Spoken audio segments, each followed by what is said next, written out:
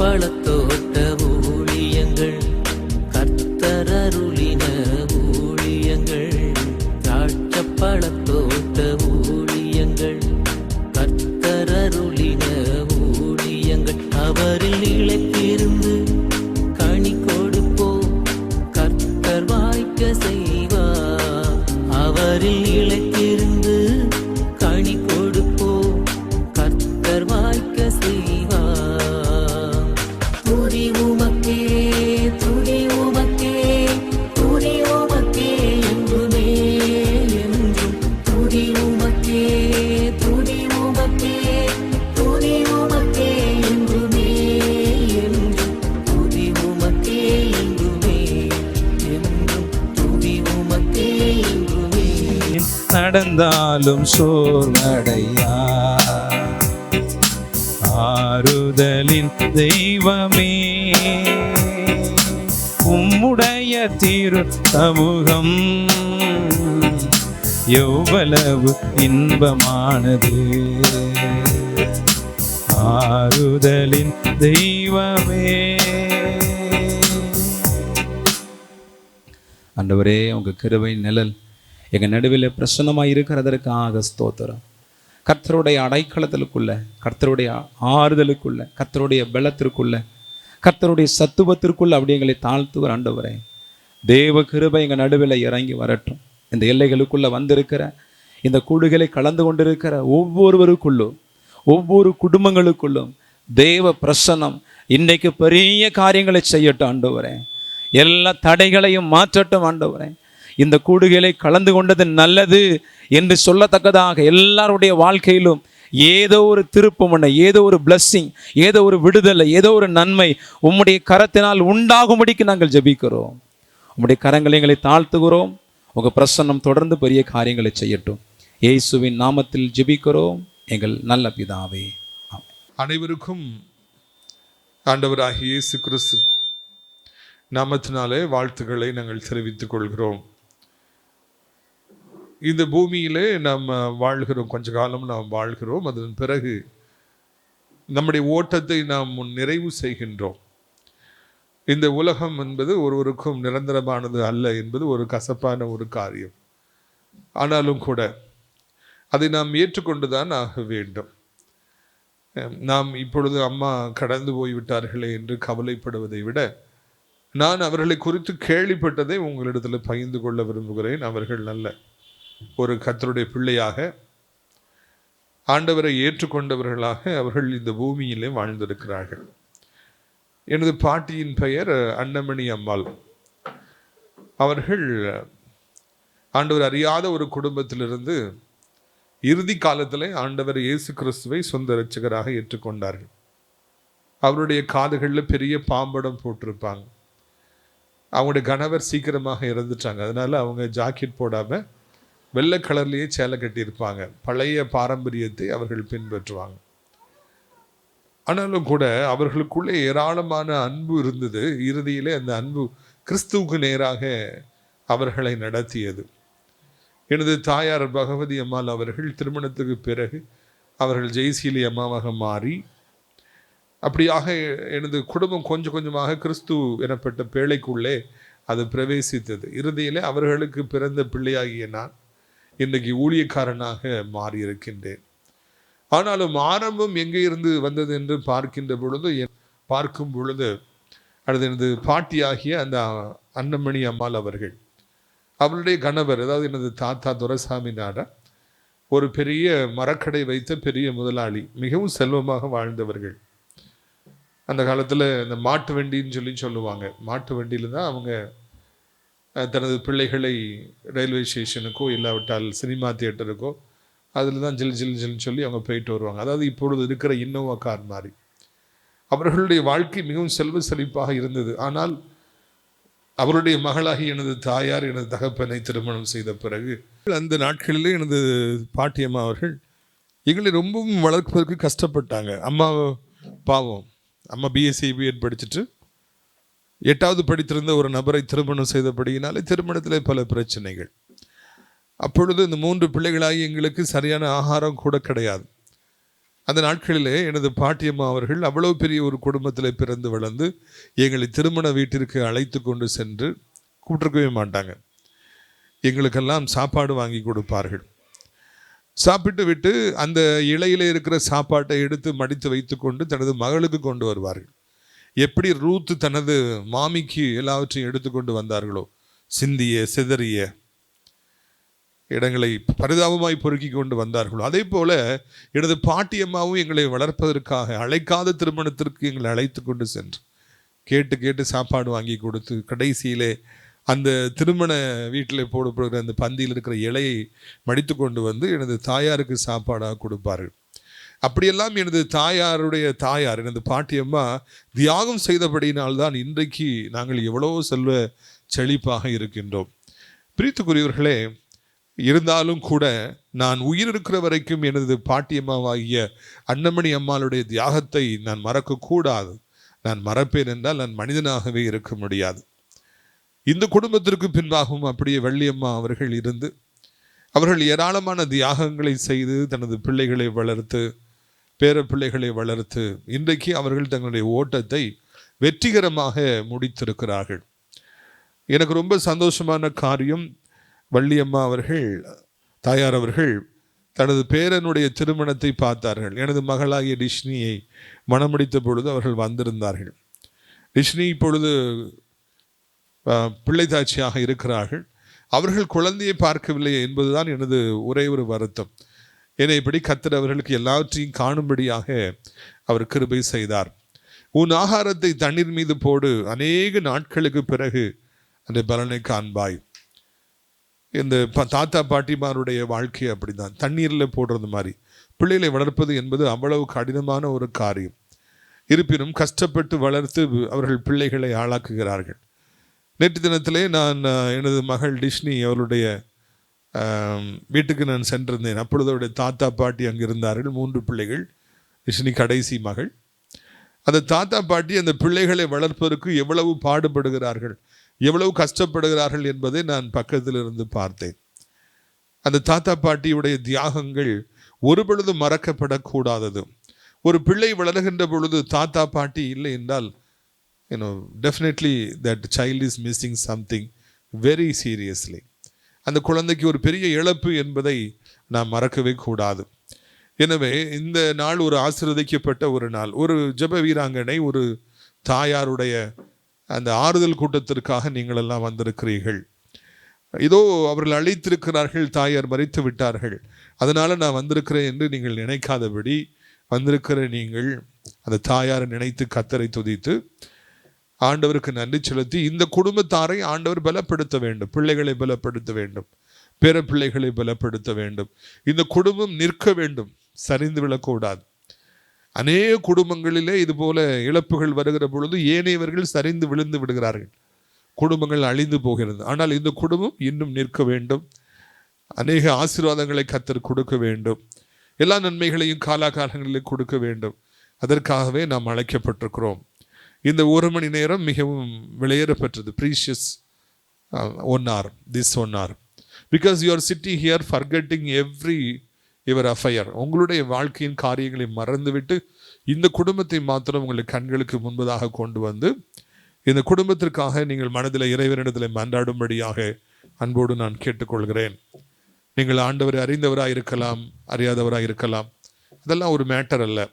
நான் என்ன சொல்லுகிறேன் என்பதை மாத்திரம் நீங்கள் சில நிமிடங்கள் உன்னித்து கவனிக்கும்படியாக நான் கேட்டுக்கொள்கிறேன். திருமண வீட்டிலே திருமணம் நடக்கும் பொழுது மணமகனையும் மணமகளையும் வாழ்த்தி ஒருவர் பேசுவார். எல்லாரும் பேசிக்கிட்டே இருப்பாங்க, அவங்க அங்கேயே பேசிகிட்டு இருப்பாங்க.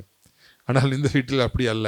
நீங்கள் எல்லாரும் கவனிக்க வேண்டும் என்று உங்களை அன்போடு கூட நான் கேட்டுக்கொள்கிறேன். இப்படியாக ஆசிரியத்திலிருந்து நாங்கள் வந்திருக்கிறோம்.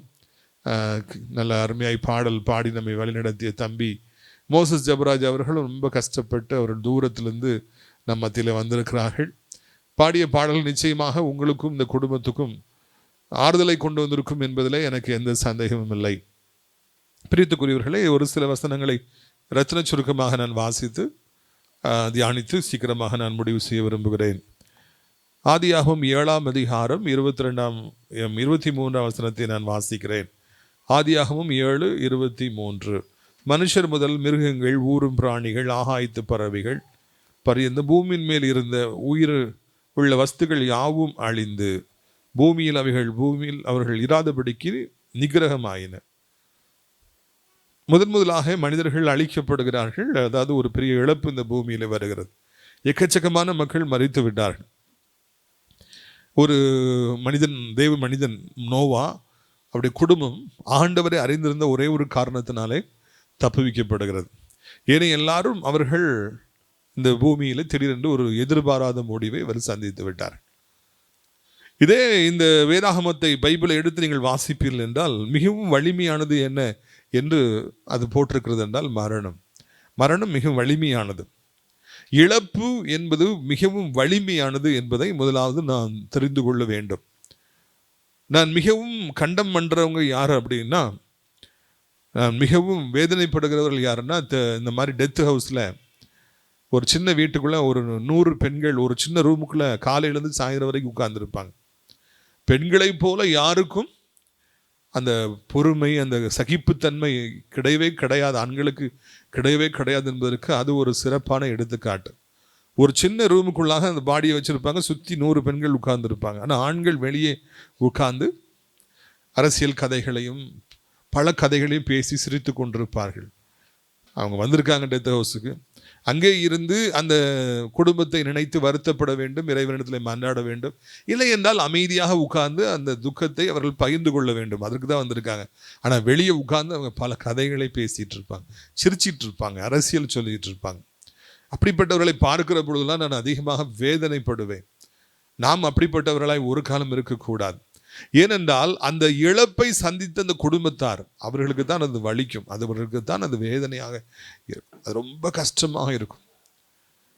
ஒரு பள்ளத்தாக்கு கடந்து போவதற்கு மிகவும் கசப்பாக இருக்கிற பள்ளத்தாக்கு, வேதனையை தருகிற பள்ளத்தாக்கு என்று சங்கீதக்காரனாகிய தாவீது சொல்லுகிறார். நான் மரண இருளின் பள்ளத்தாக்கில் நடந்தாலும். நம்முடைய வாழ்விலே எதிர்பாராத ஒரு நேரத்தில் பாட்டியோ தாத்தாவோ தகப்பனோ தாயோ இல்லை யாரோ ஒருவர் மரணத்தின் பள்ளத்தாக்கின் வழியாய் கடந்து போகிற பொழுது, இந்த பூமியின் ஓட்டத்தை முடிக்கிற பொழுது ஏனையவர்களாகிய நாம் அதிகமாக பாதிக்கப்படுகிறோம். அந்த குடும்பத்தார் பாதிக்கப்படுகிறார்கள். அதை எளிதில் மறக்க முடியாது. யார் கடந்து போனார்களோ அவர்கள் நம்மிடத்தில் பரிவாய் பேசியது, நம்மை கவனித்தது, நம்மை அன்பு செய்தது மறக்க முடியாது. ரொம்ப கஷ்டமான ஒரு காரியம். இவர்கள் மரித்த உடனே என்ன ஆகிறது என்று நான் உங்களுக்கு வாசிக்க விரும்புகிறேன், பாருங்கள். அதே அதிகாரத்தில் 17ஆம் வசனம் வருகிறது. 40 நாள் ஜலப்பிரளயம் பூமியின் மேல் உண்டான பொழுது ஜலம் பெருகி பேழையை கிளம்பி பண்ணிற்று, அது பூமிக்கு மேல் மிதந்தது. அது வரைக்கும் கீழே இருந்தவங்க அப்படி பூமி மேலே மிதந்து போயிடுறாங்க. யாரெல்லாம் இப்போ உயிரோடு இருக்கிறா அப்படின்னு பார்த்தா நோவா, அவருடைய மனைவி, அவருடைய 3 பையன்மார்கள், மருமக்கள், இவங்க மாத்திரம் மேலே போயிடுறாங்க. அது வரைக்கும் இவர்கள் பூமியில இருந்தார்கள். அந்த மரணங்கள் வந்த பொழுது, சங்காரம் உண்டான பொழுது அவர்கள் எல்லாரும் மிதந்து, தண்ணீரிலே மிதந்து அப்படியே மேலே போய் விட்டார்களாம். இதுதான் நாம் கடந்து போகின்ற பாதை. எந்த குடும்பத்தார் இழப்புகளை சந்திக்கிறார்களோ அவர்கள் சொல்ல முடியாத வேதனையை சந்திக்கிறார்கள். எல்லாரும் பூமியில இருக்கும் பொழுது அவங்க மேலே போயிடுறாங்க, கவலையின் உச்சத்துக்கு அவங்க போயிடுறாங்க, மிகவும் பாதிக்கப்படுகிறார்கள். அந்த இழப்பு அவர்களை எங்கேயோ ஒரு உயரத்திற்கு கொண்டு போய் விடுகிறது, வேதனையின் உச்சத்திற்கு கொண்டு போய் விடுகிறது. அவர்கள் தாங்க முடியாது கண்ணீர் விட்டு கதறி அழுது ஐயோ என்று சொல்லி அவர்கள் மேலே இருக்கிறாங்க. அவங்கள நம்மளால புரிஞ்சிக்க முடியாது, அவங்கள நம்மளால ஆறுதல் படுத்த முடியாது. ஏன்னா அந்த இழப்பு அவங்களுக்கு அவ்வளோ வேதனையை ஏற்படுத்தும். கொடினமான பாம்பின் விஷத்தை போல ஒருவருடைய பிரிவின் துயரம் நம்மை அதிகமாக விசனப்படுத்துகிறது. அதனால் நம்ம கலங்குகிறோம், மேலே போகின்றோம், உச்சத்துக்கு போகின்றோம். ஏனையவர்கள் இந்த பூமியில் இருக்கிறார்கள், ஏனையவர்கள் சமாதானமாக இருக்கிறார்கள். ஆனால் இந்த குடும்பத்தாரோ, நோவா குடும்பத்தாரோ மேலே இருக்கிறார்கள். இருந்தால் ஏராளமானவர் மரித்து விட்டார்கள். அந்த துக்கம், அந்த துயரம் அவர்களை மேலே கொண்டு போகிறது. அன்புக்குரியவர்களே, நம்முடைய வாழ்விலே நாம் இந்த துக்கத்தின் வலிமையை நன்றாக உணர்ந்து கொள்ள வேண்டும். நம்முடைய குடும்பத்தில் ஒரு துக்கம் வந்ததோ, இல்லாவிட்டால் இந்த அன்பு குடும்பத்தார் சந்தித்தது போல யாருக்கு துக்கம் வந்ததோ, ஒருவருக்கு துக்கம் வந்தது என்று சொல்லி அறிந்தாலே அது மிகவும் வேதனையானது என்பதை புரிந்து ஒரு சக மனிதனாக அவர்களுக்கு அந்த துக்கத்தின் நேரத்தில் பக்கபலமாக இருக்கும்படியாக நாம் அழைக்கப்படுகிறோம். யாராக இருக்கட்டும், நண்பராக இருக்கட்டும், கிளாஸ்மேட்டாக இருக்கட்டும், இல்லைன்னா கூட ஒர்க் பண்ணுறவங்களா இருக்கட்டும், இல்லைன்னா நம்ம தெருவில் உள்ளவங்களா இருக்கட்டும், யாரோ ஒரு குடும்பத்திலே ஒரு துக்கம் வந்து விட்டால் அவர்கள் மேலே இருப்பார்கள், துக்கத்தின் உச்சத்தில் இருப்பார்கள், மனிதர்களால் புரிந்து கொள்ள முடியாத உயரத்தில் இருப்பார்கள் என்பதை நாம் புரிந்து கொண்டு அவருடைய பக்கபலமாக அவர்களிடத்தில் நாம் போயிருக்க வேண்டும். ஒருவர் இப்படியாக கதறிக்கொண்டிருக்கிற பொழுது நாம் என்ன செய்ய வேண்டும்? ஒன்றும் செய்ய முடியாது. போய் அவருடைய கைகளை பிடித்தாலே அதுவே மிகப்பெரிய ஆறுதல். கையை பிடிச்சிட்டு அவங்கள்ட்ட போய் அந்த நேரத்தில் உட்கார்ந்திருந்தாலே அது அவர்களுக்கு சொல்ல முடியாத ஒரு ஆறுதலை கொண்டு வரும். பிரியத்துக்குரியவர்களே, இந்த நாளிலே இந்த குடும்பத்தார வள்ளியம்மா எனப்பட்ட அந்த தாயாரை இழந்து துயரத்தின் உச்சத்தில் இருக்கிறாங்க, அந்த வேதனையின் உச்சத்தில் இருக்கிறாங்க. அது அவர்களுக்கு மன காயத்தை ஏற்படுத்தி இருக்கும். இந்த காயங்கள் ஆறுவதற்கு பல காலங்கள் ஆகும். அந்த வேதனை அவர்கள் மறப்பதற்கு பல காலங்கள் ஆகும். இதை நாம் முதலாவது புரிந்து கொள்ள வேண்டும். நான் அதனால தான் சொன்னேன், இந்த மாதிரி துக்க வீட்டுகளில் வெளியே உட்கார்ந்து அரசியல் கதை பேசுகிறவர்களெல்லாம் அவர்களெல்லாம் என்ன மனிதர்கள் என்று சொல்லி அநேக நேரங்களிலே நான் வருத்தப்பட்டது உண்டு.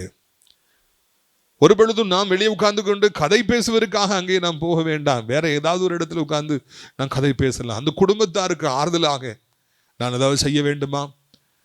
நான் உங்களுக்காக யார் இடத்துலையும் போய் இந்த தகவலை சொல்ல வேண்டுமா? ஏதாவது என்னால் முடிந்த உதவியை உங்களுக்கு செய்ய முடியுமா? எனது எதிர் வீட்டில் இருந்த ஒரு தம்பியுடைய தகப்பன் எதிர்பாராத விதமாக மரணத்தை சந்தித்தார்.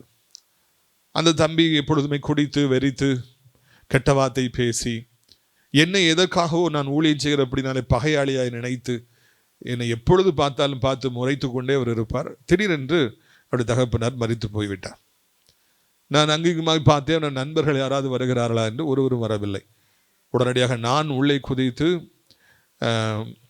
அந்த தகப்பனுக்குடைய அந்த இறுதி காரியத்திற்காக கையில் எடுத்து குளிப்பாட்டி ட்ரெஸ் போட்டு விட்டு அதை எல்லாம் அரேஞ்ச் பண்ணி காஃபின் பாக்ஸில் வச்சு எல்லா காரியங்களையும் நானே பொறுப்பெடுத்து செய்தேன்.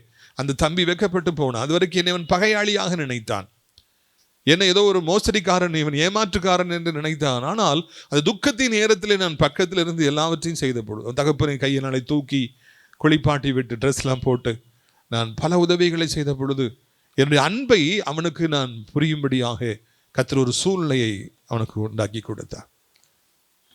திருமண வீட்டிற்கு நாம் போகிறோமோ இல்லையோ, அங்கே 1000 பேர் இருப்பார்கள், கொண்டாடி கொண்டிருப்பார். இது போல வீடுகளை நாம் மிஸ் பண்ணக்கூடாது. விருந்து வீட்டுக்கு போவதிலும் துக்க வீட்டுக்கு போவது நலம் என்று ஞானி சொல்லுகிறார். போயிட்டு நம்ம கதைகளை பார்க்காம அவர்களோடு கூட துக்கத்துல நாமும் பங்கெடுக்க வேண்டும். உயரத்தில் இருக்கிறவங்களுக்கு வேதனையை குறைக்கும்படியாக நம்மளை என்னெல்லாம் செய்ய முடியுமோ அதையெல்லாம் செய்ய வேண்டும். இதைத்தான் இந்த நாளிலே கர்த்தர் நமக்கு கற்றுக் கொடுக்கிறவராக இருக்கிறார். இந்த உலகத்தின் மக்களுக்கு அது தெரியாமல் இருக்கலாம், கர்த்தருடைய பிள்ளைகளாகிய நமக்கு கண்டிப்பாக அது தெரிய வேண்டும். எத்தனை வேலை இருந்தாலும் போட்டுட்டு இந்த மாதிரி வீடுகளில் போய் உட்கார்ந்து துக்கத்தில் பங்கேற்று ஆறுதல் கொடுத்து நாம் அவர்களுக்கு பக்கபலமாக இருக்க வேண்டும். பிரியத்துக்குரியவர்களே, பாருங்கள், அடுத்த வசனத்தை நான் வாசிக்க விரும்புகிறேன். ஆதியாகமம் 8ஆம் அதிகாரம் 6ஆம் வசனம். 40 நாள் சென்ற பின்பு நோவா பேழையில் செய்திருந்த பேழையில் ஜன்னலை திறந்து கொஞ்சம் தண்ணி வடியுது. 40 நாள் ஆன பிறகு கொஞ்சம் தண்ணி வடியுது, ஜலம் கொஞ்சம் கொஞ்சமாக வற்றி போக ஆரம்பிக்குது. இந்த காயங்கள் ஆறுவதற்கு 40 நாட்கள் ஆகலாம், 4 மாதங்கள் ஆகலாம். நம்மை விட்டு ஒருவர் பெரியமான ஒருவர் கடந்து போகிற பொழுது சிலருக்கு 4 வருடங்கள் ஆகலாம், சிலருக்கு பல வருடங்கள் ஆகலாம்.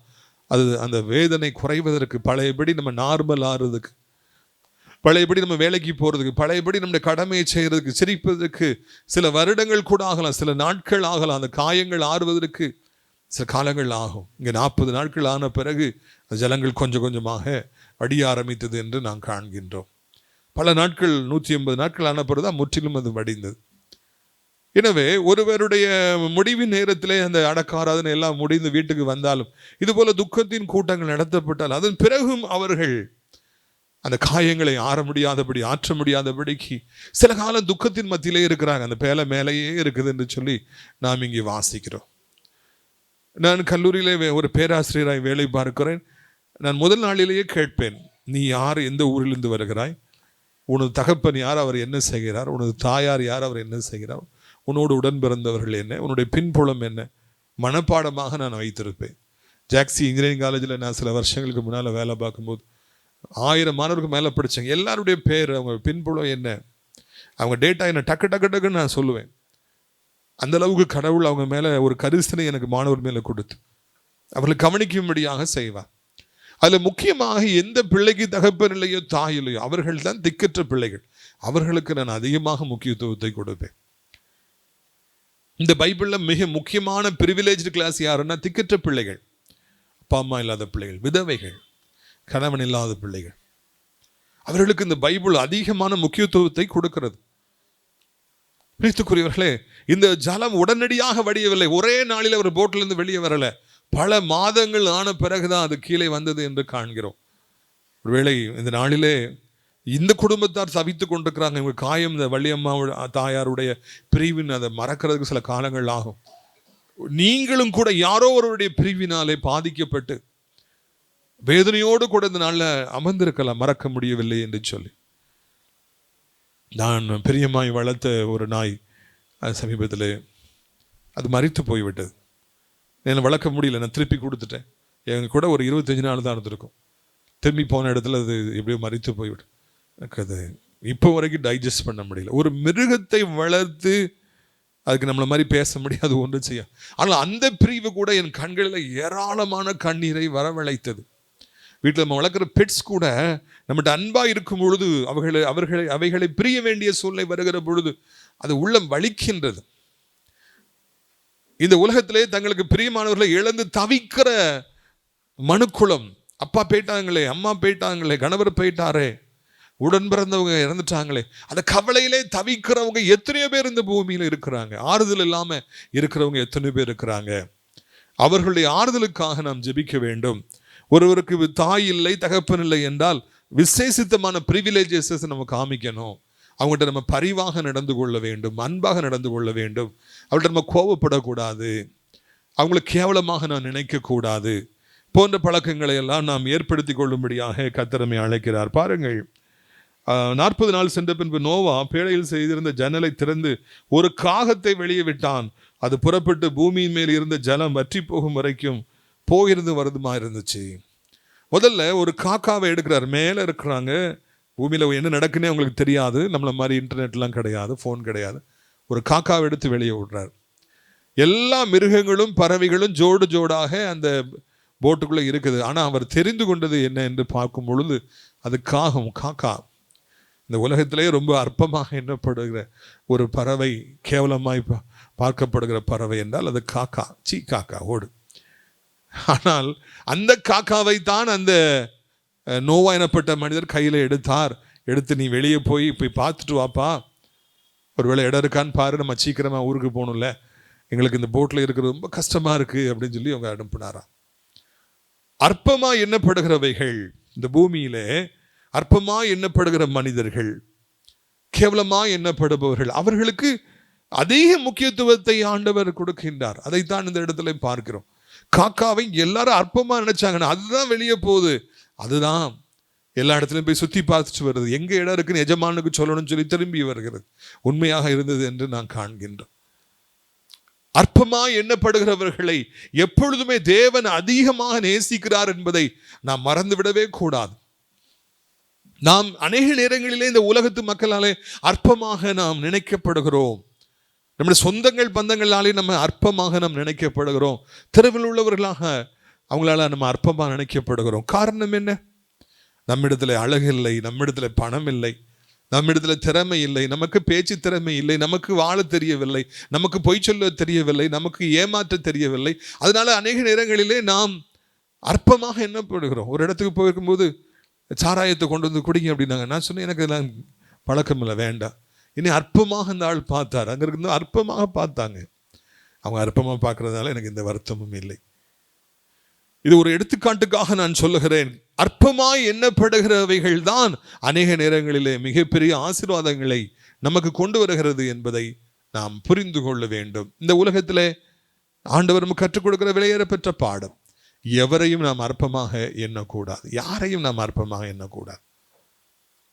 2-3 பிள்ளைகள் இருக்கும்போது ஒரு பிள்ளையை அற்பமா எண்ணுறாங்க இல்லையா? யாபேஸ் பிறந்த பொழுது அட தாயாரே அற்பமா எண்ணாங்க. உன்னாலதான் எனக்கு வேதனை, நீ பிறக்கும் பொழுதுதான் எனக்கு ரொம்ப பெயின், வலி, நீ என்ன பிள்ளை அப்படின்னு சொல்லி கேவலமா நினைச்சாங்க, வெறுத்தாங்க. இந்த அற்பமா எண்ணப்படுகிறவர்களை தேவன் அதிகமாக நேசிக்கிறார். அவர்களுக்கு விசேஷித்தமான ஆற்றலை கொடுக்கின்றார். காக்காவுக்கு அந்த ஆற்றல் இருந்தது, எல்லா இடத்துக்கும் போய் பார்த்து வந்துச்சு. இன்றைக்கு நீங்களும் கூட அற்பமா எண்ணப்படுவீர்கள் என்றால் உங்களுக்கும் விசேஷித்தமான ஒரு கிருபையை ஆண்டவர் கொடுப்பார். பைபிளே பரிதாபமான பெண்ணு யார் சொல்லுங்க பார்க்கலாம், இல்லை பரிதாபமான மனைவி யாருன்னு சொல்லுங்க பார்க்கலாம். பைபிளே பரிதாபமான மனைவி யாரு? பழைய ஏற்பாட்டில். புதிய ஏற்பாடை விட்டுருவோம், இல்லை ஆதி ஆகமத்தில். அமைதியாக இருக்கணும். பழைய ஏற்பாட்டிலே பரிதாபத்துக்குரிய மனைவி யார் சொல்லுங்க பார்க்கலாம். யாருனாலும் சொல்லலாம். பாஸ்டர்மா நீங்கள் அமைதியாக இருங்க. பைபிளே பழைய ஏற்பாட்டிலே ஆதி ஆகமத்தில் ரொம்ப பாவமான மனைவி யார்? லேயா. அக்கா தங்கச்சி 2 பேரையும் மாப்பிள்ளை கட்டிக்கிறார் யாக்கோபு. தங்கச்சிட்ட மாப்பிள்ளை ரொம்ப பாசமாக இருக்கிறாரு, அழகான பிள்ளையா இருக்கிறார். லேயாவுக்கு கூச்சக்கண்ணு, ஒரு பக்கம் பார்த்தா வேற பக்கம் பார்க்குற மாதிரி. அதனால ஹஸ்பண்டுக்கு பிடிக்கவே இல்லை. விரும்பப்படாத ஒரு மனைவியாக பல வருடங்களாக அவள் இருந்தாள். நமக்கு பிடிக்கவே செய்யாது. எவ்வளவு ஒரு வருத்தத்துக்குரிய ஒரு மனைவியாக இருந்திருப்பாங்க. அதனாலதான் ஆண்டவர் என்ன செஞ்சாரு, யூதா கோத்திரத்தை அந்த லேயாள்கிட்ட வர வச்சார். ராகேலுக்கு கொடுத்தாரா? ராகேலுக்கு யோசேப்பு கொடுத்துருக்கலாம், ரொம்ப வருஷம் காத்திருந்ததுனால. ஆனா யூதா கோத்திரம் எங்கிருந்து வந்தது? ஆண்டவர் பிறந்த கோத்திரம், தாவீதின் கோத்திரம் யார்கிட்ட வந்துச்சு? லேயாள்கிட்ட தான் வந்துச்சு. லேயாளுக்கு பிறந்த பிள்ளைகள்ட்ட தான் வந்துச்சு. ஆண்டவர் யாக்கோபுக்கு ஒரு பாடத்தை கற்றுக் கொடுத்தார், ராகேலுக்கு ஒரு பாடத்தை கற்றுக் கொடுத்தார். தன் கணவன் தன்னை நேசிக்கவில்லை, கண்ணுனால இன்னொருத்தர் அன்பா இருக்கிறாங்கிறது அந்த பொண்ணுக்கு எவ்வளவு வருத்தத்தை ஏற்படுத்தி இருக்கும்.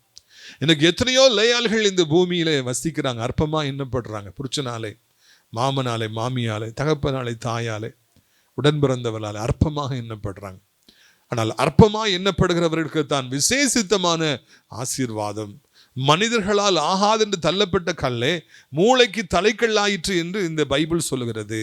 இன்னைக்கு நீங்க அற்பமாக எண்ணப்பட்டு கொண்டிருப்பீர்கள் என்றால், கேவலமாக எண்ணப்பட்டு கொண்டிருப்பீர்கள் என்றால், உங்களை ஆண்டவர் மூளைக்கு தலைக்கல்லாக மாற்றுவார். இந்த காக்காவுக்கு இந்த ஆற்றலை கொடுத்தது போல விசேஷித்தமான ஆற்றல். பறந்து போகுது, தூரமா பறந்து போகுது, பார்க்குது, வருது, மறுபடி போகுது, வருது. அவர்களுக்கு ஒரு தூதுவனாக அது இருந்தது என்று சொல்லி நாம் காண்கின்றோம். அடுத்தாப்புல நம்ம காண்கிறோம் புறா 11 பாருங்கள். ஆதியாகமம் 8:12. புறா சாயங்காலத்தில் இவன் வந்து சேர்ந்தது. இதை ஒரு கொத்தி கொண்டு வந்த ஒரு ஒளிவு மரத்தின் வாயில் இருந்தது. அதனாலே நோவா பூமியின் மேல் ஜனம் குறைந்து வருகிறது என்று கண்டார். 2வதாக ஒரு புறாவை எடுத்து அவர் அப்படியே பறக்க விட்டார் என்று நான் காண்கின்றோம். அதில் காக்கா ஒரு ரெஸ்ட் கொடுத்துறாரு, புறாவை எடுத்து பறக்க விடும். புறா தான் உலகத்திலே ரொம்ப சாஃப்டான ஒரு creation.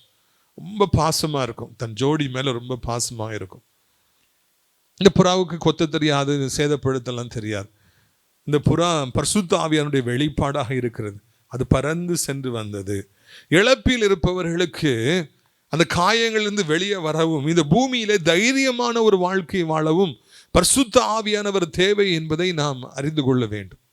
When Holy Spirit comes inside you, you are strengthened. பரிசுத்த ஆவியானவர் வரும் பொழுது நீங்கள் பலனடைந்து என்று வார்த்தை சொல்லுகிறது. பலமில்லாமல் இருக்கிற நமக்கு ஒரு பலன் தேவை. அது மனிதர்களினாலே உண்டாகிற பலன் அல்ல, சாராயத்தை குடித்து வருகிற பலன் அல்ல, சிகரெட் குடித்து வருகிற பலன் அல்ல, போதையை போட்டு வருகிற பலன் அல்ல, உலகத்தின் நேசத்தினாலே வருகிற பலன் அல்ல. பரிசுத்த ஆவியானவர் வருகிற பொழுது நாம் பலன் அடைகிறோம். இந்த குடும்பத்தார் பரிசுத்த ஆவிக்குள்ளே நிறைகிற பொழுது அவர்கள் பலன் அடைகிறார்கள். அந்த இழப்பிலிருந்து அவர்கள் வெளியே வருகிறார்கள். ஆவியை பெற்றுக்கொள்ள வாஞ்சியுங்கள். பரிசுத்த ஆவியானவர் பெற்றுக்கொள்ளாமலே நிறைய பேர் பிறந்து வாழ்ந்து அப்படியே ஓட்டத்து முடிக்கிறாங்க. அது வெறுமையான ஒரு வாழ்க்கை. Holy Spirit comes inside you, strengthens you. நான் லைலா கடையில் படுத்து கொண்டிருந்த பொழுது ஒரு நாள் இரவு கடைக்கு போயிட்டு திரும்பி வந்துட்டு இருக்கு. 9 மணி மேலே ஆயிடுச்சு. இந்த ஒரு நோட்டு புக்கோ அதை வாங்கிட்டு மேலே கிராஸ் பிரிட்ஜ், ஓவர் பிரிட்ஜ் இருக்குது, ஏறி நடந்து வரணும். காலேஜ் பசங்க எல்லாருமே இந்த தண்டவாளத்தில் கிராஸ் பண்ணி இந்த செவுத்து ஏறி விழுந்து வருவாங்க. நானும் அப்படி தான் வந்து பழக்கம். ஸோ அந்த தண்டவாளத்தை நான் கிராஸ் பண்ணுறதுக்காக நான் வரேன். வழக்கமாக எங்கேருந்து தான் ட்ரெயின் வரும், அங்கே வருதான்னு பார்க்குறேன், இல்லை, அடுத்ததில் அங்கேருந்து வரும். ஸோ நான் துணிஞ்சு நான் காலை வைக்க போகிறேன். அப்போ யாரோ கிறிஸ்டோபர் அப்படின்னு சொல்லி கூப்பிட்ற மாதிரி ஒரு சத்தம். உடனே நான் திரும்பி பார்க்குறேன், யாரும் இல்லை. சரி, மறுபடியும் கிராஸ் பண்ணணும்னு போகிறேன். மறுபடியும் கிறிஸ்டோபர்னு சத்தம் கேட்குது, தெளிவாக என் காதில் கேட்குது. நான் திரும்பி பார்த்துட்டு நின்றுட்டு இருக்கேன். ஏன்னா யாரை கூப்பிட்ட மாதிரி இருக்குது. யோசித்து நான் காலை முன்னாடி வைக்கிறதுக்குள்ளே எனக்கு முன்பதாக 100 கிலோமீட்டர் ஸ்பீடில் ஒரு ட்ரெயின் கிராஸ் பண்ணி போகுது. மிக வேகமாக இது போகிறது. நானும் சத்தத்தை கேட்டு நிற்காமல் நான் தொடர்ந்து போயிருப்பேன். நான் அங்கே தான் பார்த்தேன், இந்த சைடு பார்க்கவே இல்லை. ஒரு செகண்ட்ல அது கிராஸ் ஆகுது. அன்றைக்கே நான் சட்னி ஆகி போயிருப்பேன். அந்த பரிசுத்த ஆவியானவர் பேர் சொல்லி அழைத்தார், கிறிஸ்டோபர் உனக்கு ஆபத்து வருகிறது, நீ போகாத, நீ போகாத என்று சொல்லி. ஆனால் சத்தம் வரும், அதுக்கு தான் நிப்பாட்டி வச்சிருக்குது. நாம நீ போகாத, உனக்கு ஆபத்து வருகிறது, நீ போகாதே, நீ நில்லு என்று சொல்லி எனக்கு ஒரு சத்தம் கேட்குது. அது எனக்கு தெரியல, புரியல. ஆனா அந்த ஆவியானவர் அறிந்திருந்தார், ஒரு ஆபத்து உனக்கு வருகிறது, நில்லு. நான் நின்றேன், ஆபத்திலிருந்து தப்புவிக்கப்பட்டேன். இன்றைக்கு உங்கள் முன்பு நான் இருக்கின்றேன். நமக்கு அறியாத காரியங்கள், புரியாத காரியங்கள் அநேகம் இந்த பூமியிலே உண்டு. நமக்கு வருகிற ஆபத்துகள், நமக்கு வருகிற அம்புகள் எத்தனையும் உண்டு. அவையிலிருந்து நம்மை பாதுகாப்பவர் ஆவியானவர் ஒருவரே. ஆவியானவர் தான் நம்மை பாதுகாக்கிறார். ஆவியானவர் தான் நம்மை தப்புவிக்கிறார். ஆவியானவர் தான் சுமந்து வருகிறார். இழப்பி நேரத்தில் நம்மை தைரியப்படுத்துகிறார். 1 சாமுவேல் 30 பாருங்கள். கூட இருந்தவர்கள்லாம் கள்ள தூக்கி எறியணும், கொல்லணும்னு சொல்லிடுது. தாவீதை சொல்றாங்க, அது வரைக்கும் உயிரையும் கொடுப்பேன்னு சொன்னவங்க கள்ள தூக்கி வீசுவன, கொள்ளுவேன், இவனாலதான் என் பொண்டாட்டி பிள்ளைகளுக்கெல்லாம் ஆபத்து வந்துருச்சுன்னு சொல்றாங்க. அப்பொழுது தாவீது சத்தமில்லாமல், பலமில்லாமல் போக மட்டும் முதல்ல அழுறாரு. அதுக்கப்புறமா அவர் கிறிஸ்துவுக்குள் தன்னை திடப்படுத்தி கொண்டார். கர்த்தருக்குள் தன்னை திடப்படுத்தி கொண்டார். ஒருத்தரும் இல்லை, பரவாயில்ல ஆண்டவர் நீங்க இருக்கிறீங்கன்னு திடப்படுத்துங்க. அதுக்கு பிறகு பின்னால போய் எல்லாரையும் மீட்டு கொண்டு வந்தார் என்று நாம் பிற்பாடு நாம் வாசிக்கிறோம். பிரியத்துக்குரியவர்களே, இந்த புறா பறந்து போய் ஒரு ஒளிய மர இலையை கொத்தி கொண்டு வந்தது, நம்பிக்கையை கொடுத்தது. தண்ணீர் வற்றி கொண்டிருக்கிறது, சீக்கிரம் வெளியே போயிடலாம். பரிசுத்த ஆவியானவர் நம்பிக்கை கொடுப்பவராக இருக்கிறார், நம்மை பலப்படுத்துகிறவராக இருக்கிறார், துக்கத்திலே ஆறுதலை தருபவராக இருக்கிறார். பரிசுத்த ஆவியானவரை பெற்றுக்கொள்ள என்ன செய்ய வேண்டும்? வாஞ்சிக்க வேண்டும், அவ்வளவுதான். வாஞ்சிக்கணும், கேட்கணும். கேளுங்கள், கொடுக்கப்படும். அவர் உங்களுக்குள்ளே வருவார். நான் 11வது படித்துக் கொண்டிருந்த பொழுது ஒரு ஊழியக்காரர் வந்து தலை கை வச்சு ஜெபித்த பொழுது ஒரு ஐசு எனக்குள்ள அப்படியே போன மாதிரி இருந்தது, குளிர்ந்து கிடந்தது. அந்த நாளிலிருந்து நான் பாஷையில பேச ஆரம்பித்தேன். அந்த ஆவியானவர் இன்றைக்கு வரைக்கும் நடத்தி கொண்டிருக்கிறார். சில தவறுகள் நடக்கும்போது எனக்கு உள்ளத்துல துக்கமாக இருக்கும், ஏதோ ஒன்று தவறு நடக்குதுன்னு சொல்லிட்டு. நீ கவனமாக இரு, யோசித்து செயல்படு என்று சொல்லி இன்றைக்கு வரைக்கும் ஆவியானவர் நடத்துகிறார் என்று உறுதியாக சொல்லப்படும். கடைசியாக பார்க்கிறோம், அந்த ஒளிவு மர இலையை பார்க்கிறோம், அது ஓங்கி வளர்ந்து இருந்தது. ஆலிவ் ஆயிலாம் இன்னைக்கு வரைக்கும் அது பிரபலமானது. என்ன வியாதி இருந்தாலும் போட்டாலும் சரியாகும். ஆலிவ் ஆயிலை அவர் அங்கே கொண்டு வராங்க. அந்த ஒளிவு மர இலை தான் முதல்ல அது வெளியே வருது. அதை பார்த்து கொத்தி கொண்டு போய் கொடுக்குது, அந்த புறா வந்து கொடுக்குது. ஒன்றும் பிரச்சனை இல்லை, நம்ம வாழலாம், நம்பிக்கை அவருக்கு கொடுக்கிறது. பிரியத்துக்குரியவர்களே, கிறிஸ்துவை நாம் ஏற்றுக்கொள்கிற பொழுது நாம் ஒளிவு மர கன்றுகளைப் போல ஓங்கி வளர்கிறவர்களாக நாம் இருக்கிறோம். நம்ம வளரக்கூடாது, இவன் தொழில் வளரக்கூடாது, இவன் குடும்பம் வளரக்கூடாது, இவன் பெயர் வளரக்கூடாது, மக்கள் அப்படி நெருக்குவாங்க. ஆண்டவரும் நம்மை ஓங்கி வளரும்படியாக செய்வார். இன்னைக்கு நான் வளரணும்னு நினைக்கிறவங்க கூட கம்மி, ஆனா இவன் வளர்ந்துடக்கூடாது என்று நினைக்கிறவர்கள் தான் அதிகம். பக்கத்து வீட்டுக்காரங்க வளர்ந்துட்டாங்க, வீடு கட்டிட்டாங்க, அவங்க வீட்டில் யாரும் அமெரிக்காவுக்கு போயிட்டாங்க, தாங்க முடியாத வேதனை. அதிக செய்வினைகள், மாந்திரவாதங்கள் செய்யப்படுற மாவட்டம் தமிழ்நாட்டில் கன்னியாகுமரி மாவட்டம். யார் அதை செய்கிறா? போயிட்டு நம்ம பேசும்போது உனி யார் அனுப்புனா? எங்கிருந்து? பக்கத்து வீட்டுக்காரன் தான் அனுப்புனா. எதுக்கு அனுப்புனா? இவன் வீடு கட்டிட்டான்ல, அதனால தான் அனுப்பி விட்டுருக்கான். பக்கத்து வீட்டுக்காரர்கள் வீடு கட்டினா கூட சகிக்க முடியவில்லை. அப்போ அவங்க அதை சகிக்க முடியாம அப்படி அவங்க இந்த மாதிரி மந்திரவாதங்களை செஞ்சு நெருக்குறாங்க, உலகத்து மனிதர்கள் நெருக்குறாங்க. நீ வளரக்கூடாது, நீ ஊழியம் செய்யக்கூடாது, நீ புகழ் பெற்று விடக்கூடாது, நீ பணக்காரன் ஆயிடக்கூடாது, உன் பிசினஸ் வளர்ந்துடக்கூடாது, நெருக்குறாங்க. நாங்க வளர்ட்ட கூட பரவாயில்ல, நீ வளர்ந்துடக்கூடாது என்பதுதான் இந்த உலகத்தின் எண்ணம். ஆனால் ஆண்டவரோ நம்மை ஒளிவு மர கன்றுகளைப் போல வளரும்படியாக செய்கிறார். அல்லேலூயா. இந்த குடும்பத்தாரை ஆண்டவர் ஓங்கி வளரும்படியாக செய்வார். உங்களையும் ஆண்டவர் ஓங்கி வளரும்படியாக, ஒளிவு மரத்தை போல ஓங்கி வளரும்படியாக செய்வார். அதை ஒருவனாலும் தடுக்க முடியாது, எந்த கொம்பனாலும் தடுக்க முடியாது. நான் திறக்கிற வாசலை ஒருவரும் பூட்ட முடியாது என்று வார்த்தை சொல்கிறது. உங்களை ஆண்டவர் ஆசீர்வதிப்பதையும், நீங்கள் பிசினஸ்ல மேலே போவதையும், வெற்றி மேல் வெற்றி அடைவதையும் தடுப்பதற்கு இந்த பூமியில எந்த மனிதனுக்கும் எந்த உரிமையும் கிடையாது. அதுக்கு பிறகு இந்த தண்ணீர் வற்றி விடுகிறது, வெற்றிகரமாக அவர்கள் வெளியே வராங்க, நார்மல் லைஃப் ஆரம்பிக்கிறாங்க. நீங்களும் கூட இந்த இழப்பிலிருந்து வெளியே வந்து சந்தோஷமாக நீங்கள் வாழுகிற காலங்கள் வரும். அன்பு தம்பி, அவருடைய மனைவி, என்னுடைய அருமை மகள் டிஷ்னி அவர்கள் இந்த குடும்பத்தில் மருமகளாக அவர்கள் வந்திருக்கிறார்கள். அவங்கள அந்த டிஷ்னி குடும்பத்தாருங்க வந்ததுனால தான், அந்த மகனை கையை கரம் பிடிச்சதுனால தான் நான் இன்னைக்கு வந்து நிற்கிறேன். ஏன்னா அந்த குடும்பத்தை சார்ந்தவன் நான். அவங்க வீட்டுக்கு போகும்பொழுதெல்லாம் அவர்கள் காண்பிக்கிற அன்பு, பாசம், அந்த அவர்கள் கொடுக்குற சுவையான சாப்பாடு, எவ்வளோ எனக்கு கவலையாக இருந்தாலும் என் மகள் டிஷ்னியோட குரலை அங்கிள் நான் கூடும்போது ஒரு நிமிஷத்தில் எனக்கு மறந்து போய்விடும். வேறு ஒன்றும் சரி, அங்கிள் எப்படி இருக்கீங்க கேட்டாலே போதும். அன்பு நிறைந்த ஒரு குடும்பத்தார் இந்த குடும்பத்தாரோடு இணைந்திருக்கிறார்கள். உலகத்தில் வேறு என்னங்க வேணும்? அன்பு தான் வேணும். அன்பே பிரதானம். அந்த அன்பு உச்சகட்டமாக இயேசு சிலுவையில் தன்னையே ஒப்பு கொடுத்தார். இரத்தத்தையெல்லாம் சிந்தி நம்மை மீட்டு கொண்டார். நமக்காக அவர் ஜீவனை கொடுத்தார். இயேசு எதற்காக சிலுவையில் மரித்தார்? நம்மை மீட்டுக்கொள்ள வேண்டும் என்பதற்காக. நமக்கு வர வேண்டிய தண்டனைகள், வியாதிகள், பாவங்கள், சாபங்கள் எல்லாத்தையும் அவர் சுமந்து கொண்டார். அந்த அன்பு உங்களுக்கு உண்டாவதாக என்று வாழ்த்துகிறேன். வாழால் எல்லாமும் நாமம் பாடி போற்றுவேன். வாழால் எல்லாமும் நாமம் பாடி போற்றுவேன்.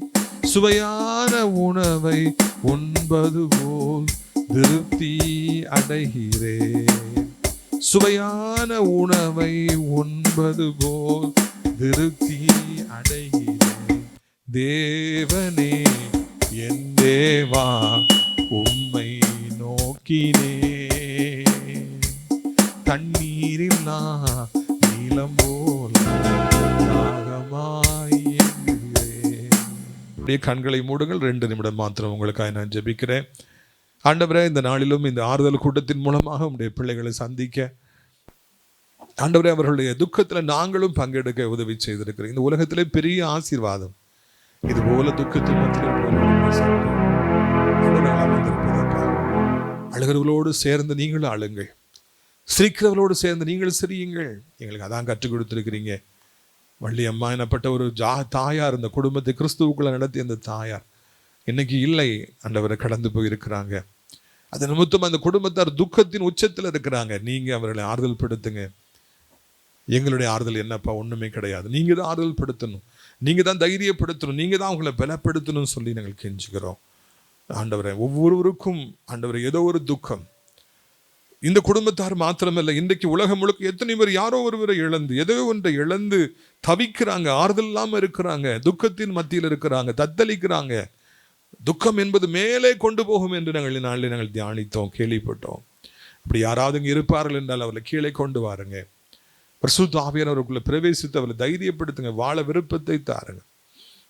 இறைவா, இந்த அருமையான நாளிலும் கூட ஒவ்வொருவரையும் கர்த்தாவே நீங்க தொடுங்கப்பா. ஒவ்வொருவரையும் தொடுங்க. ஒவ்வொருவரையும் இந்த இடத்துல இந்த சத்தத்தை கேட்கிறப்ப யாராயிருந்தாலும் உலகம் தர முடியாத ஒரு பெரிய சமாதானத்தை நீங்க தாருங்க. நீங்க சமாதான பிரபு, you are the prince of peace. யாரும் கொடுக்க முடியாதுப்பா. தைரியத்தை தாருங்க. இந்த உலகத்தில் நான் வாழ்வேன், நான் வாழ்வை வெற்றி பெறுவேன்ங்கிற தைரியத்தை அவர்களுக்கு தாருங்க. ஆண்டவரே, அவருடைய பிள்ளைகளுக்காக, மருமக்களுக்காக, பேர பிள்ளைகளுக்கு ஜெபிக்கிறோம். அம்மா என்ன காரியத்தை ஆசைப்பட்டார்களோ அது எல்லாம் அவருடைய வாழ்க்கையிலே வருவதாக. அந்த பிள்ளைகள் ஆண்டவரை ஒளிவு மரத்தை போல எழும்புவார்களாக என்று வாழ்த்துகிறோம். பேர பிள்ளைகள் ஒளிவு மரத்தை போல எழும்புவார்களாக. இந்த இடத்துல இருக்கிற கர்த்தரை அறிந்த பிள்ளைகள், அறியாத பிள்ளைகள், சத்தத்தை கேட்கிற ஒவ்வொருவரும் அவர்களும் ஒளிவு மர கன்றுகளைப் போல வாழ்வார்களாக, எழும்புவார்களாக. உடைய பிள்ளைகளுடைய வளர்ச்சியை தடை செய்கிற சாத்தானையும் பொல்லாத மனிதர்களின் சூழ்ச்சிகளையும் உடைத்து போடுகிற இந்த நாளிலிருந்து ஒரு திறந்த வாசல் அமர்ந்திருக்கிற ஒவ்வொருவருக்கும் உண்டாவதாக. தேவரே, நீ திறக்கிற வாசலை ஒருவரும் பூட்ட முடியாது. சர்வ வல்லமையுடைய தேவனே, இந்த வானத்தையும் பூமியும் படைத்து அரசாட்சி செய்கிற இயேசுவே, அப்படி நீங்க செய்ய போகிற அன்பிற்காக சோத்திரம், சோத்திரம், சோத்திரம். பலப்படுத்துங்க, ஸ்திரப்படுத்துங்க. தொடர்ந்து ஆண்டவரை சோத்திரம். உம்முடைய தாய்ப்பறவை ரெக்கைகளுக்குள்ளாக இந்த பிள்ளைகளை வைத்து விட்டு போகிறோம். அவர்கள் வாழ்ந்திருக்கட்டும். அவர் நல்லா இருக்கிறாங்க, அவங்கள கர்த்தரை ஆசீர்வதிச்சிருக்கிறீங்க, நடத்துறீங்க, கண்களால் கண்டு துதிக்கிற காலங்களை எங்களுக்கு ஏற்படுத்தி தாருங்க. இந்த நாளிலும் இவ்வளவு நேரம் பொறுமையாக இருந்து உடைய வார்த்தையை கேட்ட பிள்ளைகள், துக்கத்தில் பங்கெடுத்தவர்களை பலப்படுத்தும்படி வந்திருக்கிற பிள்ளைகள் ஒவ்வொருவரையும் ஆசீர்வதிங்க. தம்பி மோசஸ் ஜபராஜா ஆசீர்வதிங்க. தூரத்திலிருந்து 3 பஸ் மாறி வந்திருக்காங்க. ஆண்டவரை, பாஸ்டர் அம்மா ஆசீர்வதிங்க, அடியாரை ஆசீர்வதிங்க, இந்த குடும்பத்தாரை ஆசீர்வதிங்க. யாரெல்லாம் இந்த நாளில் இந்த ஃபங்க்ஷன் நடப்பதற்கு தங்கள் தோள்களை கொடுத்தார்களோ ஒவ்வொருவரையும் ஆசீர்வதிங்க. கர்த்தர் மகிமைப்படுங்க. இயேசுவின் மூலமே ஜெபிக்கிறோம் என் நல்ல பிதாவே. என் ஆத்மாவை கர்த்தரை சோத்தரி, என் முழு உள்ளமே அவருடைய பரிசுத்த நாமத்தை சோத்தரி. என் ஆத்மாவை கர்த்தரை சோத்தரி.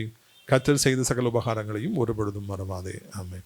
நம்முடைய கர்த்தராகிய இயேசு கிறிஸ்துவின் கிருபையும் பிதாவாகிய தேவனுடைய அன்பும் பரிசுத்த ஆவியானவருடைய அந்யோன்ய ஐக்கியமில்லாத பிரசன்னமும் எல்லாரோடும் கூட, முக்கியமாய் தாயார் வள்ளி அம்மா அவருடைய பிள்ளைகள், மருமக்கள், பேர பிள்ளைகளோடு கூட என்னென்னைக்கும் நிலைத்திருப்பதாக. அல்லேலூயா, அல்லேலூயா, அல்லேலூயா.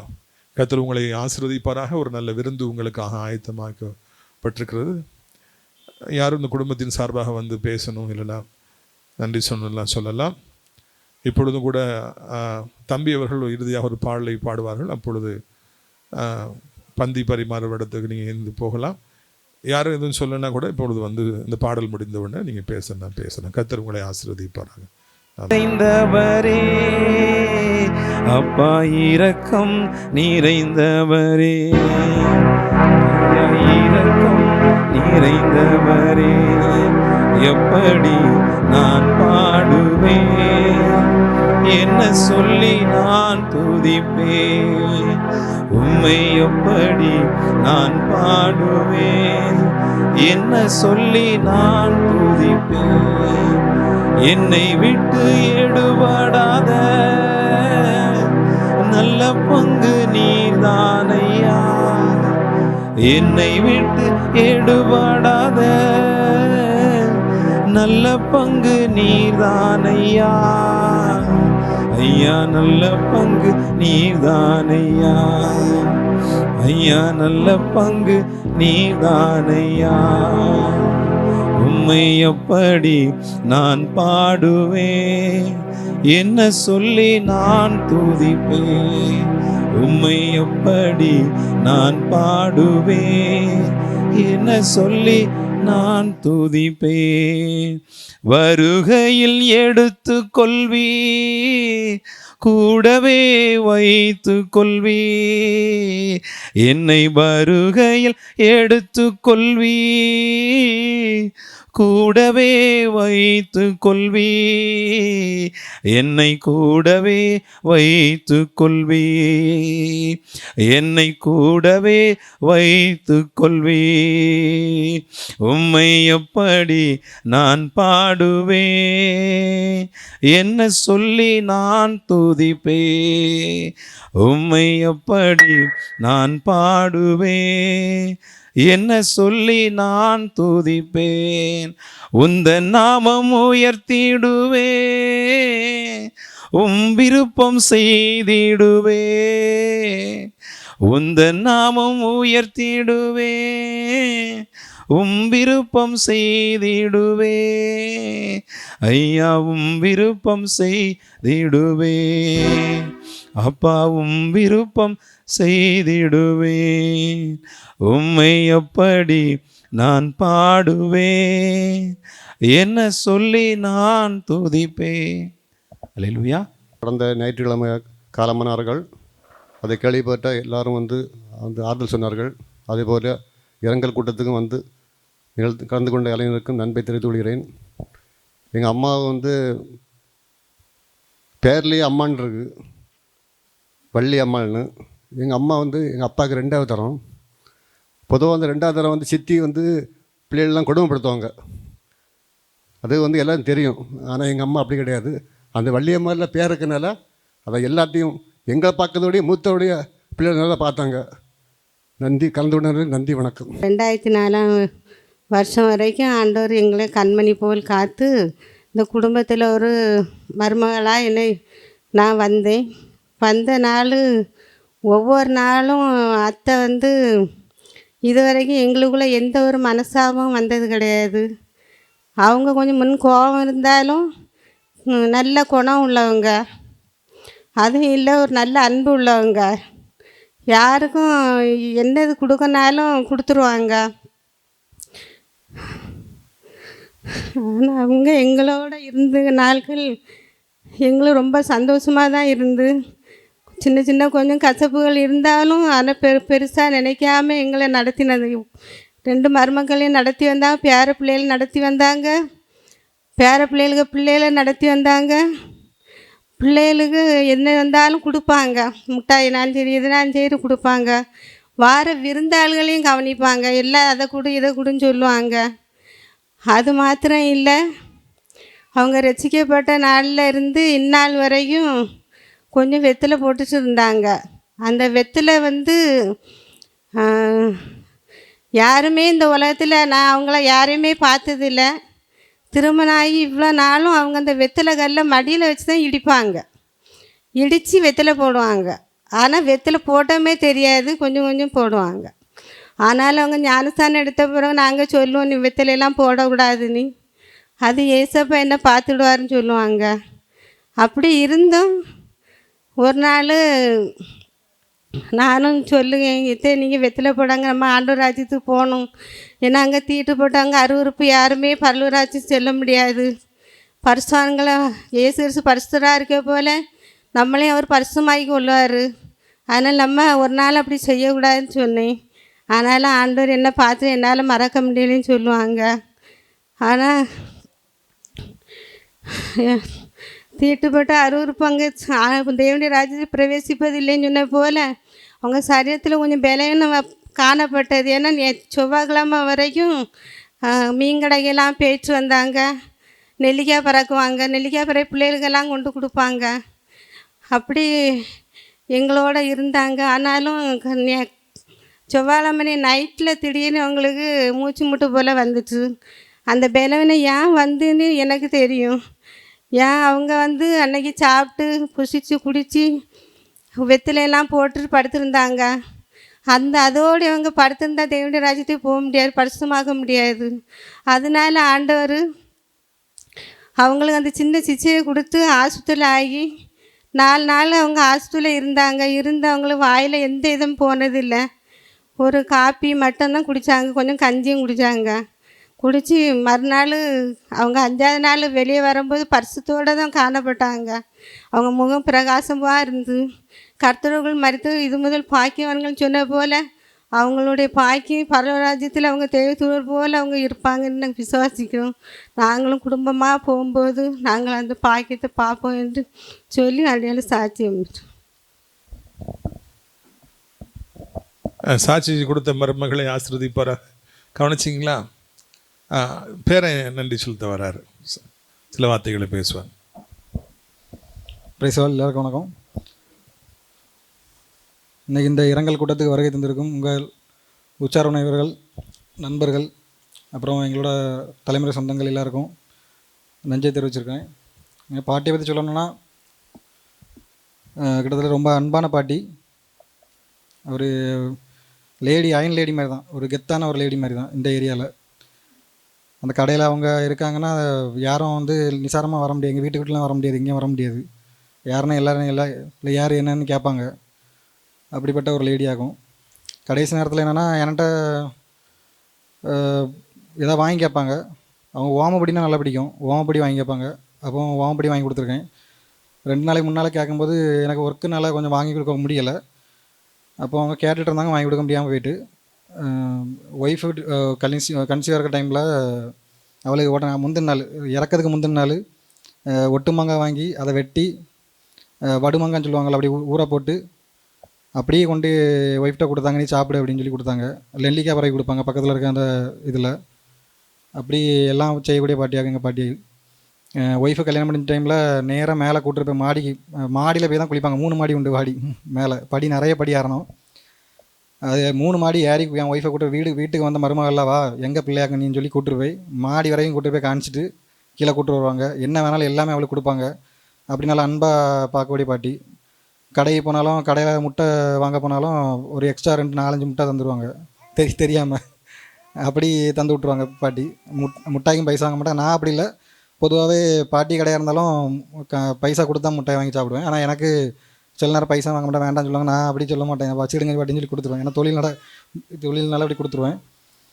அப்படி என்கிட்ட ஒரு பாசம் உண்டு. விமல் ஜோல்கிட்ட எல்லாட்டும் நல்லா பாசம் உண்டு. விஜயலண்ணா எல்லாட்டையும் எங்கள் அண்ணன் எல்லாட்டையும் நல்லா பாசம் உண்டு. நல்லா பாசமாக இருந்த பாட்டி. திடீர்னு அந்த கடைசி நேரத்தில் சாகும்போது கூட இறக்கிறதுக்கு முன்னால் நைட்டு மூச்சு முட்டு வந்த டைமில் மைல்டு அட்டாக் வந்துட்டு, அப்போ எனக்கு கையை பிடிச்சாங்க. பிடிச்சி பார்த்து மூஞ்சை பார்த்தாங்க. அது இன்னும் ஞாபகமாக இருக்குது எனக்கு.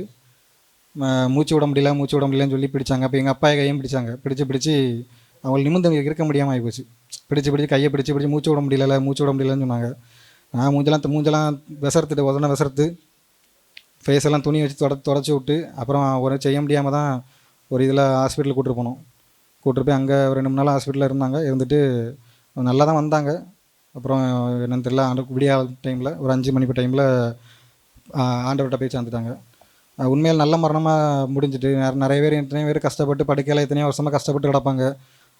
மூத்திரம் அள்ளி பேய்களுக்கு ரொம்ப கஷ்டமாக இருக்கும். ஆனால் எங்கள் பாட்டியை பிள்ளை பாட்டி முன்னால் சொல்லும் போதே சொல்லுவாங்க, நான் வந்து படுக்கையில் கிடக்க மாட்டேன், நான் இறந்த ஆண்டவனை உடனே இறத்தி கூப்பிட்டு போயிடுவாங்க, படுக்கையில் மட்டும் நான் கிடக்க மாட்டேன்னு சொல்லுவாங்க. அதே மாதிரி எங்கள் பாட்டி படுக்கையில் இல்லாமல் உடனே ஆண்டவர் வந்து அவரோட கிட்ட சேர்த்துக்கிட்டாரு.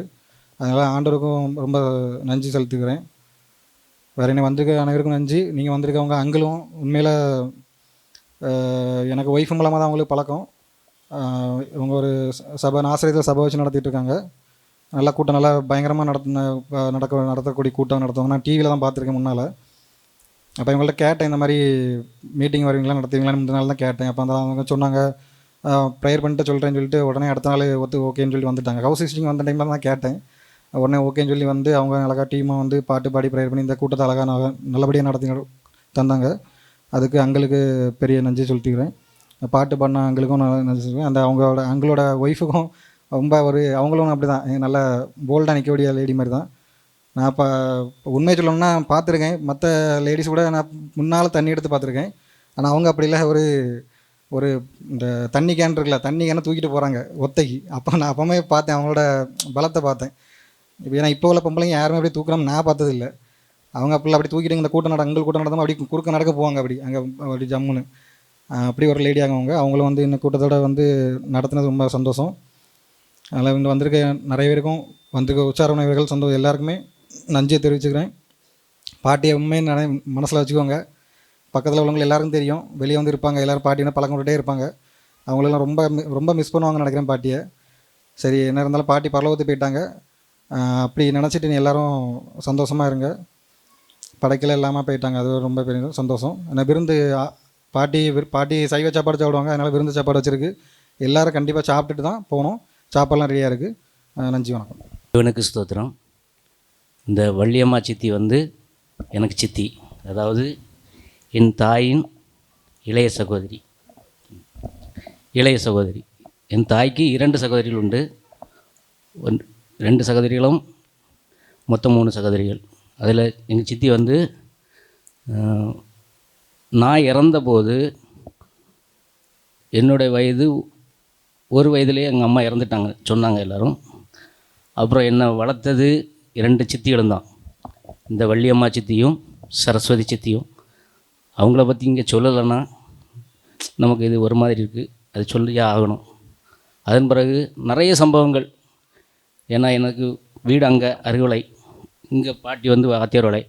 அப்போ இங்கே வருவேன், பள்ளியோடம் 1லேருந்து 5 வரை படிக்கும்போது அப்பப்போ வந்துட்டு மிட்டாய் வாங்கி தின்னுட்டு அப்படி போயிடுவேன். அப்போ சித்தி லேய் ஒழுங்கா படியல அப்படி சொல்லுவாங்க. சரி சித்தி நல்லா படிப்பேன் சித்தி அப்படின்னு. அதுக்கு பிறகு 6ஆம் வகுப்பு சேர்றதுக்காக சல்வேஷன் ஆர்மிக்கு என்ன எங்கள் அப்பா கூட்டிகிட்டு வந்தாங்க. அப்போ அப்பாட்ட சொல்கிறேன், சித்தி கடைக்கு டோடி போவோம் அப்பா அப்படின்னேன். அப்பா சொன்னாங்க, சித்தி இப்போ உன்னை என்ன சொல்லணும்னா சாப்பிட சொல்லும், அடுத்த கொஞ்ச நேரம் உட்கார சொல்லும், நீ போய் பள்ளிக்கூடத்தில் சேர்க்கணுன்னு, அதனால் நம்ம அந்த பாதைக்கு போயிடுவோம் அப்படின்னு சொல்லி அந்த ரோட்டோடு நாங்கள் போயிட்டோம். போய் அங்கே போய் சேரும்போது ஒரு அப்ளிகேஷன் ஃபார்ம் கொடுத்தாங்க. அப்போ அதில் ஃபில்லப் பண்ணி கொடுத்தாச்சு. அடுத்து சொன்னாங்க, ஒரு டெஸ்ட்டு வச்சுருக்கு, அந்த டெஸ்ட்டில் எழுதிட்டு நீங்கள் உள்ளே போய் 6ஆம் கிளாஸில் சேர்த்துக்கலாம் அப்படின்னு. அப்போ டெஸ்ட் எழுதுறதுக்கு பேப்பரும் பென்சிலும் வேணும். அப்போ அந்த காம்பவுண்டில் எல்லார்ட்டையும் இருக்குது, என்கிட்ட இல்லை. எங்கள் அப்பா சொல்கிறார், வெளியில் போய் கடையில் போய் வாங்கிட்டு வா அப்படின்னு. காசு தந்தாச்சு. வெளியில் வந்தால் கடை இல்லை. அந்த உடனே நேராக அங்கேருந்து அந்த ரோட்டில் ஓடி வந்து சித்தி அந்த லே ஒத்தைக்கா வந்த? இல்லை சித்தி, அப்பா கூட வந்தேன். அத்தான் எங்களை? அப்பாயும் நானும் அந்த பக்கமாக போனோம். ஏம்ல அது நீங்கள் சாப்பிட சொல்லியா, நேரம் ஆகும். சரி வரட்டு, அத்தாண்ட நான் பேசிக்கிறேன். சரி சாப்பிடியா? வேண்டாம் சித்தி, பேப்பரும் பென்சிலும் வேணும், எனக்கு பரிச்சை மாதிரி ஒன்று எழுதுனா தான் என்ன சேர்த்துக்குவாங்க. சரி எடு, அதில் பேப்பர் எடு, பென்சில் எடு, முட்டாய் எடுத்துக்கா அப்படின்னு எடுத்து. வேண்டாம் சித்தி, நிக்கரில் எடுத்து போட்டாங்க. நான் எடுத்து சாப்பிட்டுட்டு, சித்தி நான் எழுதிட்டு ஓடி வரேன், பேப்பரும் பென்சில் ஒன்று ஓடி போனேன். அங்கே மாணவர்கள் ஒரு 300-400 மாணவர்கள் இருப்பாங்க ஒரே ஹாலில். நான் எழுத உட்காந்தேன். 10 கேள்விகள் கேட்டாங்க. எழுதி முதல் மாணவனா எழுதி கொடுத்தேன். எலும்பி நின்று அந்த பேப்பரை கொடுத்தேன். எல்லோரும் கை தட்டினாங்க. எனக்கு ஒரு ஜாமெட்ரி பாக்ஸ் வந்து ப்ரைஸாக கொடுத்தாங்க. நேராக சித்திட்டு ஓடி வந்தேன். அப்பா மெதுவாக தான் வந்தாங்க. சித்தி ஜாமெட்ரி பாக்ஸ் தந்தாங்க, பரிசு தந்தாங்க. நல்லது, நல்லா படி, நல்லா படின்னு. இன்னும் நிறைய ப்ரைஸ் கிடைக்கும், நீ நல்லா படி. அத்தான் எங்கே அண்ணா வருது. சரி நீ 2 தட்டு எடுத்து வை, சாப்பாடெலாம் எடுத்து வை. அத்தான் வந்துடும். எங்கள் அப்பா மெதுவாக தான் வந்தாங்க. வந்து சாப்பிட்டு வேண்டான்னு சொன்னாங்க, இருந்தாலும் சாப்பிட்டுட்டு கொஞ்ச நேரம் இருந்துட்டு போனோம். மறக்க முடியாத நிகழ்ச்சி மனசுக்குள்ளேருந்து நெருடிகிட்டே இருக்குது. அதை சொல்லி ஆகணும். கர்த்தருக்கு ஸ்தோத்திரம். இல்லை, நான் இந்த இடத்துல பிறந்து வளர்ந்தேன். திடீர்னு தாய் மரித்து போனாங்க. ஆனால் நாங்கள் வீடு போட்டு வெள்ளிக்கூரில் இருந்தோம். இந்த இடத்துல கர்த்தர் இடங்களே தந்தார். அப்போ அந்த இடத்த பார்த்து வந்து அடுத்த நாள் இந்த பாட்டியை பார்த்தேன்.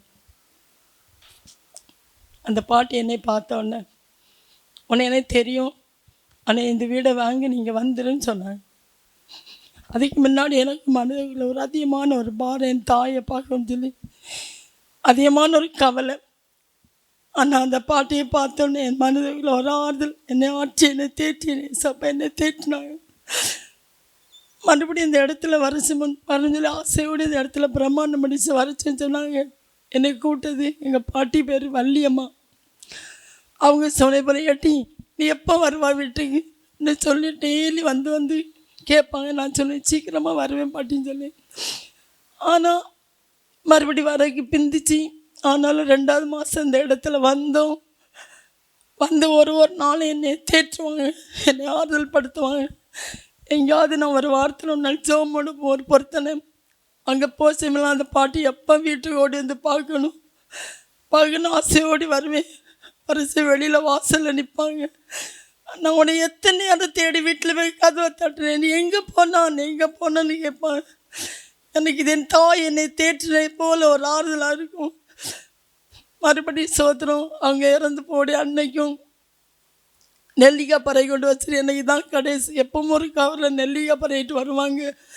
அந்த நெல்லிக்காய் தந்துரு சொல்லுவாங்க. அந்த கவரை தான் கேட்பாங்க. அன்னைக்கு நெல்லிக்காய் பறை கொண்டு கவரோடு தந்துரு என்று சொன்னாங்க. இதான் கடைசி நெல்லிக்காய், என்ன உனக்கு கடத்தாரு அது மாட்டேன். இந்த கவரை வாங்கி சில அப்படி போனாங்க. நான் ஜோமண்டு வந்து கொஞ்ச நேரம் கழிச்சு அவங்கள்ட்ட பேசிருச்சுமே, என்னை இந்த வலைக்குள்ளே வாணி என்னை கூட்டிகிட்டு போய் நீ இதில் வந்து நாகப்பழம் பறக்கணும், நாகப்பழம் உளுந்து கிடைக்கும் நிறைய. நான் வேண்டாம் பாட்டி அசிங்கமாக இருக்குன்னு சொல்லி கூட்டிகிட்டு வந்தேன். கூட்டிகிட்டு அந்த வாசலில் உட்காந்து 2 வரைக்கும் இருக்க நேரத்தில் ஒரு நெல்லி அந்த பழம் கீழே விழுந்து ஓடி போய் தூக்கி கொண்டு அதை கழுவி அவங்க வீட்டுக்குள்ளே போய் அதை என்னோடய வாயில் கொடுத்து நீ சாப்பிடுன்னு சொன்னாங்க. அப்படி நிறைய காரியம் என்னோடய இருதயமானது. அவங்கள நினச்சி சந்தோஷமாக இருப்போம். அவங்கள பார்த்துக்கிட்டு திடீர்னு நைட்டு ஆசிரியர் கொண்டு போனாங்க. அவங்க ரூமில் போய் அவங்கள பார்த்து ஐஸ் வார்டில் அவங்க பட்டது வச்சு நினச்சி ரொம்ப ஒரு வேதனையாக இருந்து மறுபடியும் ஒன்றும் செய்யஞ்சிட்டு அவங்க வீட்டுக்கு வந்தேன். மறித்து போனான்னு சொன்னேன். 2 நாள் எங்கள் வீட்டில் நான் சாப்பாடு வைக்கலை. என்னோடய சோர் எடுத்து என்னோடய வாய்க்குள்ளே போவே செய்யலை. அவங்களோட எண்ணங்கள், அவங்களுடைய சிந்தனை, அவங்களுக்கு பேசின வார்த்தைகள் என்னோட இருதயமானது. என் தாய் இறந்து 10 வருஷம் ஆகுது. ஆனால் அந்த பாட்டியை பார்த்தோன்னே இருதயமான ஒரு சந்தோஷம், ஒரு மகிழ்ச்சியாக இருந்தேன். ஆனால் அன்னைக்கு 5 நாள் என்னோடய இருதயம் அடிஸ்தலத்தில் அந்த ஒரு துக்கம், ஒரு வேதனை, ஒரு கண்ணீரோடு இருக்கு. ஆனால் அந்த அருமையான அந்த ஊழியக்காரர்கள் கொடுத்த வார்த்தை, என் தேவன் என்னை ஆட்டி தேற்றி என்னை ஆறுதல் படுத்தினாங்க. ஒரு பாட்டு அந்த சகோதரன் பாடினாங்க, ஒரு தாய் தேற்றுவதே போல நான் உன்னை தேற்றுவேன்னு. அதே என்னை ஆறுதல் படித்தது. அதனால் நான் எவ்வளோ இடத்துல ஊழியம் செய்ய எவ்வளோ இடத்துல போகிறேன். ஆனால் அந்த பாட்டியை மாதிரி அன்பும் அரவணைப்பும் பாசமும் நான் பார்க்கவே செய்யலை. ஆல்வின்னு எப்போ பார்த்தாலும் என்கிட்ட வந்து சொல்லுவாங்க, தேடுவாங்க. அருமையான பாட்டி, கட்டாயம் அவங்க பரலோகத்தில் இருப்பாங்க. என் ஆண்டவருக்கு நன்றி சார். ஸ்தோத்திரம். ஒரு தாய் அவர்களை தேற்றது போல